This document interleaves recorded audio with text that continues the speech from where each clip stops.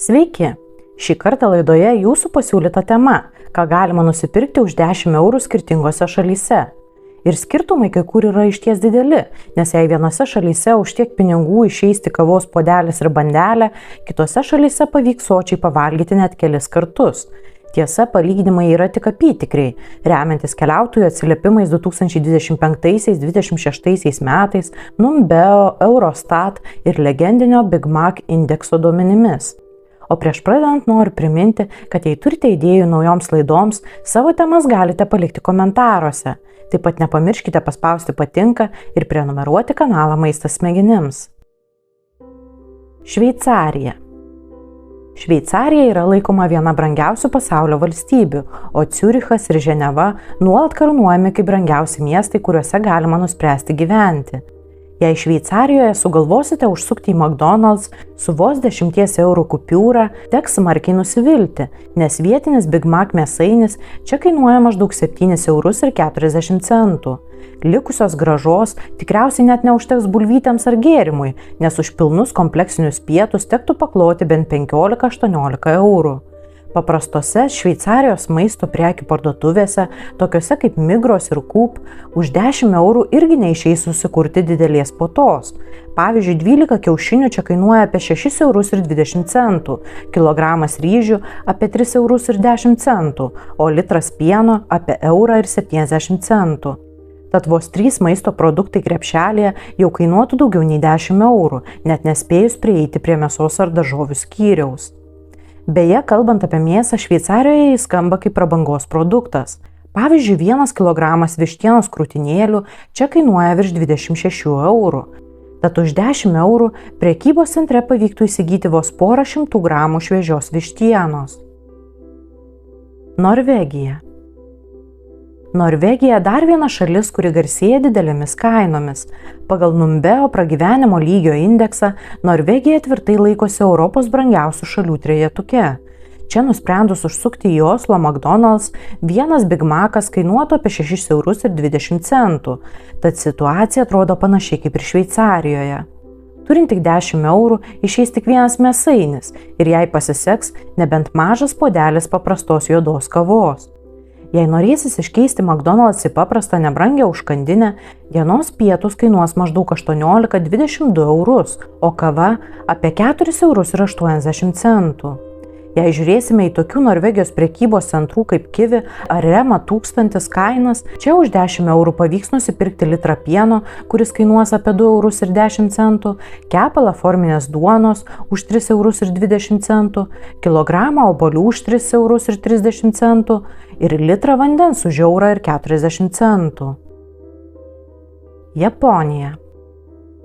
Daugelis žmonių vis dar tiki, kad keliauti į Japoniją neverta, nes neva toks miestas kaip Tokijas yra vienas brangiausių pasaulyje. Tačiau realybė yra visai kitokia. Japonija šiuo metu yra tapusi neįtikėtinai pigia šalimi vakariečiams, savo piniginėse turintiems eurus ar dolerius. Jei vėl palyginsime Big Mac indekso duomenis, Japonijoje šis mėsainis kainuoja apie 2,90 eurų. Tad tai išties didelis šuolis žemyn lyginant su Šveicarija, nes Tokijoje pavyks nusipirkti 3 mėsainius ir dar liks grąžos bulvytėms ar gėrimui. Bet įspūdinga Japonijos maisto kultūra siūlo kur kas geresnių variantų nei nesveikas greitasis maistas, kurio galima atsivalgyti ir pačioje Lietuvoje. Už 10 eurų, kas yra maždaug 1600-1700 Japonijos jenų, Tokijoje galima susikurti tikrą puotą. Užsukus į vietinį restoranėlį ar gatvės kioskelį, didžiulį sotų ramenų dubenį, kuriame bus gausu makaronų, mėsos ir dar bus įdėtas kiaušinis, tai reikės sumokėti vos 6-8 eurus. O užsimanius sušių ir užsukus į užeigas, kur jie pateikiami konvejeriniu būdu lėkštutėse, 2 sušio gabalėliai vienoje lėkštelėje kainuos apie 120-150 jenų, kas yra maždaug mažiau nei 1 euras. Tad už 10 eurų galima įsigyti maždaug 10-12 lėkštučių šviežių sušių, o tokiose parduotuvėse kaip 7-Eleven ar Lawson už 10 eurų galima nusipirkti išties sočius pietus.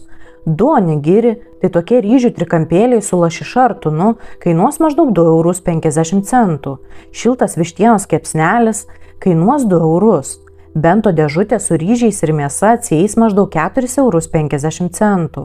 Ir dar pavyks už likusius pinigus įpirkti skardinę žalios šaltos arbatos, kuri kainuos apie 1 eurą. Žinoma, Japonijoje yra ir brangių dalykų, pavyzdžiui, vaisių kainos čia gali išties nustebinti. Yra netokių vaisių, kurių tikrai niekas neperka eiliniam vartojimui, kaip kad milijonai iš specializuotų parduotuvių, kur 1 milijonas gali kainuoti 50 eurų. Tačiau tokie išskirtiniai produktai tiesiog virsta dovanomis, o ne kasdieniu pirkiniu. Egiptas. Egiptas yra ta vieta, kuri nuolat patenka į pigiausių pasaulio šalių penketuką pagal pragyvenimo išlaidas. Čia su 10 eurų galima pajusti kur kas didesnę perkamąją galią nei kitur. Egipte atliekant Big Mac mėsainio testą galima maloniai nusišypsoti, nes Kaire Big Mac kainuoja maždaug 2,50 eurų. Kitaip tariant, už 10 eurų pavyks nusipirkti 4 mėsainius. Tačiau iš tikrųjų neverta pinigų leisti greito maisto užkandinėje, nes vietinis maistas Egipte yra dar kelis kartus pigesnis. Pavyzdžiui, tradicinis egiptietiškas gatvės maisto sumuštinis, kurį pitą dedami egiptietiški falafeliai ir daržovės, kainuoja apie 20–30 euro centų. Tad už 10 eurų išeitų nusipirkti virš 30 tokių sumuštinių. Nacionalinis Egipto patiekalas yra košaris, garsėjantis labai sočių ingredientų deriniu. Jis gaminamas iš įvairių grūdų, makaronų ir ankštinių daržovių. Didžiulė tokio patiekalo porcija vietinėje užeigoje kainuoja apie 1–1,5 euro, tad už 10 eurų pavyks įsigyti nuo 6 iki 10 porcijų. Egipto turguose bei parduotuvėse maisto produktų kainos irgi gali maloniai nustebinti. Pavyzdžiui, 1 kilogramas vietinių apelsinų ar mango vaisių kainuos vos apie 50 euro centų, kilogramas pomidorų apie 40 centų, litras pieno 80 centų, kepalas šviežios egiptietiškos duonos vos keli euro centai. Už 10 eurų iš turgaus galima išsinešti pilnus maišus šviežių daržovių, vaisių ir dar užteks pinigų duonai ir kiaušiniams. Taivanas. Taivanas yra itin technologiškai išsivysčiusi, turtinga sala, tačiau maisto ir kasdienio gyvenimo kainos čia vis dar išlieka stebėtinai žemos. Pagal Big Mac'o indeksą mėsainis Taivane kainuoja apie 2,20 eurų. Bet kam eiti į amerikiečių greito maisto restoraną, kai Taivanas garsėja savo gatvės maistu? Nukeliavus į garsiuosius Taipėjaus naktinius turgus, su 10 eurų kišenėje galima tikėtis visai smagaus degustacinio vakaro. Pavyzdžiui, porcija garsiųjų garuose virtų koldūnų su sultiniu viduje, kurie vadinami xiao langbao, čia kainuos apie 3,50 eurų. Traškus taivanietiškas vištienos kepsnys atsieis apie 2,80 eurų. Tradicinė burbulinė arbata, kuri ir buvo išrasta Taivane, kainuos apie 1,50 eurų, o porcija keptų ryžių su kiaušiniu ir krevetėmis 2,20 eurų. Tad už 10 eurų pavyks nusipirkti net 3 patiekalus ir gaivų gėrimą, taip ne tik pilnai pavalgant, bet ir išmėginant populiariausius šalies skonius. Taivano parduotuvėse baziniai produktai irgi yra gan pigus. Pavyzdžiui, ryžių kilogramas kainuoja 2,20 eurų, o vietinės daržovės atsieis vos centus. Lietuva. Tikriausiai daugelis puikiai suprantame, kad Lietuva jau seniai nebėra pigi šalis ir maisto kainos jau seniai pasivijo ir net aplenkė ES vidurkį. Oficialiais Eurostat ir Lietuvos banko 2025 metų duomenimis bendras maisto produktų ir nealkoholinių gėrimų kainų lygis šalyje buvo 1,2 procento aukštesnis už ES vidurkį. Įvairūs pieno produktai Lietuvoje kainuoja kur kas brangiau nei vidutiniškai visoje ES. Tačiau mėsa ir jos produktai kol kas yra pigesni nei ES vidurkis.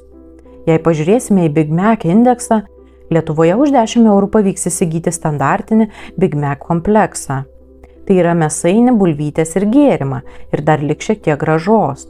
Tad kaina tikrai smarkiai skiriasi nuo Šveicarijos, bet ir atlyginimai pas mus yra kur kas kuklesni. O kokioje šalyje apsilankėte ar gyvenote jūs? Komentaruose parašykite, kur kainos jūs nustebino ar papiktino ir ką manote apie kainas Lietuvoje. Taip pat nepamirškite paspausti patinka, pasidalinti video su draugais ir prenumeruoti kanalą Maistas smegenims, jei nenorite praleisti būsimų laidų.